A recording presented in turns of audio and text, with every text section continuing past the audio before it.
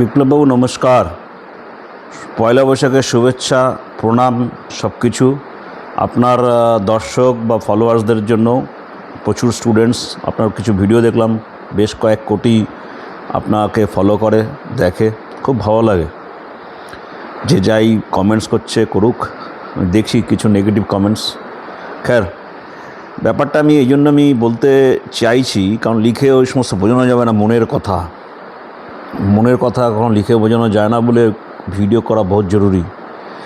বিজেপির আপনি যে ভিডিওটা রিসেন্টলি লিখেছেন না, আইপ্যাকের উপর যে গ্রেপ্তার করেছে, সেটা বিজেপি কি গেইন পাচ্ছে এই সমস্ত সাবজেক্ট নিয়ে। তো আমি মেট্রিকলি যেটা বুঝলাম লাইফে এই এত বছর পরে এসে, যে honesty is the best policy একটা কথা ছিল, যদিও বেস্ট আছে কি না জানি না।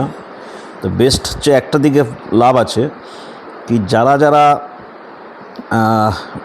মানে আমি যা বুঝতে পারি আর কি, বিজেপিতে অমিত শাহর যে স্টাইল, বিজেপির অমিত শাহ স্টাইল হচ্ছে, ও আগে প্রথমে স্ক্রুটনি করে কোন নেতার অ্যাগেনস্টে কী কী প্রবলেম আছে, সে তার গর্দনটা ওখান থেকে পাকড়াও করে। যত ক্রিমিনাল অ্যাক্টিভিটিস করেছে, যত নুইসেন্সেস করা আছে, তাদেরকে পাকড়াও করে, তাদের সাথে একটা আলাদা অ্যাঙ্গেলে একটা নেগোসিয়েশনস করে। ভাই তোর এই সমস্ত ক্রিয়াকর্তা আছে, তুই আগে পেলে সুধর যা, চুপচাপ থাক, ইয়া আমাকে সাপোর্ট কর, ইয়া এ হচ্ছে অমিত শাহ স্টাইল। আর মোদির স্টাইলটা হচ্ছে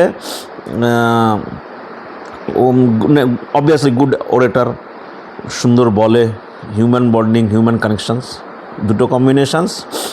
আর আরএসএস প্লাস বিজেপির ওভারঅল যে ন্যারেটিভ, সেটা হচ্ছে রাষ্ট্রবাদ আর হিন্দু, এই সমস্ত একটা কম্বিনেশানস করে একটা সলিড কম্বিনেশানস। তার জন্য কী হয়েছে, কোনো নেতা ইন্ডিয়াতে, আপনি যে বললেন না, কোনো নেতা অ্যাকচুয়ালি সবাই কিছু না কিছু উৎপাদন কাজে জুড়ে রয়েছে।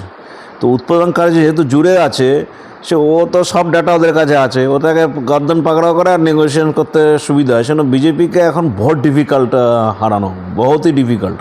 প্রত্যেকটা আপনি ইনস্টিটিউশনসকে দেখুন, কারণ আমি করবে কী করে, মানে আপনি যাকে পাকড়াও করবে, সে মানে প্রথমে তার নিজেরাই ভ্রষ্টাচারে ঢুকে রয়েছে। তো ভ্রষ্টাচারকে ঢুকতে গেলে এবার তোমাকে ইয়া তো তুমি চুপ থাকো, শান্ত, ইয়া বহুত যদি তুমি আবার অনেস্টিও হও, ভ্রষ্টাচার না করো, তাহলে আবার মুশকিল, তোমায় এমন একটা প্রবলেমে ফেলে দেবে, তুমি পরেশান হয়ে যাবে সারা জীবন। তারপরে মুসিবাস সিচুয়েশানস, তো ভেরি ডিফিকাল্ট। আমি বেশ কিছু লোকের ভিডিও দেখছিলাম যে বিজেপিকে ইজ ভেরি ডিফিকাল্ট, রোখা মুশকিল আছে। আবার তো শুনছি নাকি পার্লামেন্টারি সিটসের এমপির বাড়বে। এই যে স্ট্র্যাটেজিস, বড় বড় স্ট্র্যাটেজিগুলো, এর লাভও হবে, কার লাভ হবে, কী হবে সেটা পরে হবে, কিন্তু কন্ট্রোলিং অনেক বেটার হবে। তো বিজেপির ওভারঅল যে স্ট্র্যাটেজি ন্যারেটিভ, যেটা পিকেও বলেছিল যে বিজেপি কেন এত সাকসেস পেয়ে যাচ্ছে, অ্যাকচুয়ালি ধর্মে মুসলিম, এই যে হিন্দুদের একসাথে করতে সাকসেস হয়ে যাচ্ছে। কারণ আমরা এত বাটোয়ারা চারো তরফ, এই জাতিভেদ নিয়ে, কেউ বাঙালি, কেউ রিজিনাল ম্যাটার্স, দুনিয়া ভরে সব ডিভাইডেড। তো হিন্দু যেটা ম্যাটারটা আছে, এটা আরও কনসেন্ট্রেট করতে সুবিধা করে, একটা ছাতা আসতে সুবিধা করে। সেকেন্ড থিং, অবভিয়াসলি ন্যারেটিভ হচ্ছে ন্যাশনালিজমস, যে দেশ আগে, সবাই লাইক করবে দেশ আগে, সাপোর্ট। তার মধ্যে মুসলিমস বিরোধী যেটা আছে, এটা স্ট্র্যাটেজি। অ্যাকচুয়ালি কি হিউম্যান বিরোধী তো নয়, মুসলিমসের ধরিয়ে হাঁটিয়ে দেবে সবাই, কিরম সম্ভব নয়, কিন্তু ওটা একটা হিন্দুদের কনসেন্ট্রেট করার স্ট্র্যাটেজিতে ওটা সাকসেস।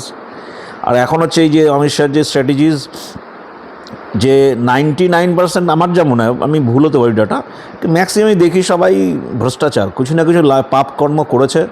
আর পাপকর্ম করেছে তার ডাটা কত না কত সব আছে। আর ওইখান থেকে গর্দন পাকড়ায়, ভাই তুই বেশি পক করবি, বক করবি তুই। আমি রিসেন্টলি কালকের দেখছিলাম, কেষ্টদা না কে কেষ্ট, যে স্টাইল মমতা ব্যানার্জি স্টেজে গিয়ে, তো তাতে যা মনে হচ্ছে কেষ্ট মানে ওই আর সেই বাঘের বাচ্চা নেই মনে হয়, কোথাও না কোথাও মাঝে গেছিলো যখন, প্রেশার খেয়ে আছে, যা বোঝা যাচ্ছে। আমি আই এম নট শিওর, পলিটিক্সে আমি ঠিক বুঝতে পারি না অত কিছু। তবে সব বাট নাটসেলে এটাই কি, সব ভ্রষ্ট, সবই চোর টাইম টু টাইম। তো বিজেপি ছাড়া কোথায় যাবে, কোথায়, সব তো চোর। দেখতে পাচ্ছি যে অবস্থা, মানে বাজে অবস্থা। এখন ডেভেলপমেন্ট ওয়ার্ক নেই, কোনো ন্যারেটিভ নেই, আর তার মধ্যে এত ভেদভাব। তো সেই জন্য ঠিকই হচ্ছে যা হচ্ছে, দেখা যাক কোন দিকে জল গড়ায়। Thank you very much. আমি মেসেজটা আসলে আপনার ভিডিও দেখার পরে বললাম শেয়ার করি।